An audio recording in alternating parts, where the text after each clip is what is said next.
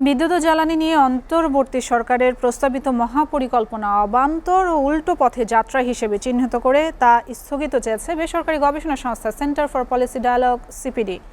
সংবাদ সম্মেলনে সংস্থাটির গবেষণা পরিচালক ডক্টর খন্দকার গোলাম মোয়াজ্জেম দাবি করেন, একটি বিশেষ দেশকে সন্তুষ্ট করতেই এমন পরিকল্পনা, যেখানে রাষ্ট্রীয় স্বার্থকে হেয় করা হয়েছে। আশিকুল আলমের প্রতিবেদনে বিস্তারিত।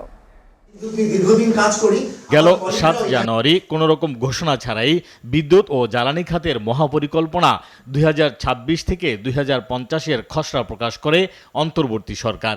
পরিকল্পনার নানা অসঙ্গতি ও করণীয় তুলে ধরতে রাজধানীর ধানমন্ডিতে সংবাদ সম্মেলনের আয়োজন করে centre for policy dialogue CPD. Carbon ক্রেডিটের মতো টেকনিক্যাল জিনিসে যাওয়ার আগে অবশ্যই আমরা মনে করি এটার উপরে বাংলাদেশের প্রেক্ষাপটে যথেষ্ট পরিমাণে ব্যাকগ্রাউন্ড স্টাডি করার প্রয়োজন রয়েছে। অন্তর্বর্তী সরকারের মহাপরিকল্পনায় বিদ্যুৎ চাহিদা আবারও অতিরঞ্জিত দেখানো হয়েছে বলে দাবি করে সিপিডির গবেষণা পরিচালক ডক্টর খন্দকার গোলাম মোয়াজ্জেম বলেন, জ্বালানি রূপান্তরের বদলে দেশকে আরও গভীরভাবে কয়লা ও এলএনজি নির্ভরতার দিকে ঠেলে দিচ্ছে সরকার।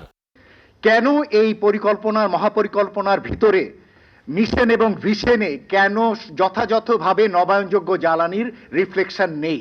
কেন সোলার নাম ব্যবহার করে সোলারের বাইরে অন্যান্য যে সমস্ত জ্বালানি রয়েছে যেগুলো কিনা কার্বন ইমিটিং, সেই ধরনের জ্বালানিকে কেন এটার ভিতরে সোলার নাম দিয়ে যুক্ত করা হয়েছে? সিপিডির গবেষণায় বলছে, কয়লা ও এলএনজি কখনোই টেকসই বা নবায়নযোগ্য জ্বালানি নয়। এতে জ্বালানি খাতে বাড়তি অর্থ গুনতে হবে ভোক্তাকে। তাই অচিরেই এটি বাতিলের দাবিও জানায় সংস্থাটি। এই জ্বালানি ও বিদ্যুৎ খাত যে খসড়া পরিকল্পনা, এটি আসলে ত্রুটিপূর্ণ, এটি অংশগ্রহণমূলক নয়, এটি বিশেষ স্বার্থ গোষ্ঠীকে সুবিধা দেওয়ার জন্য।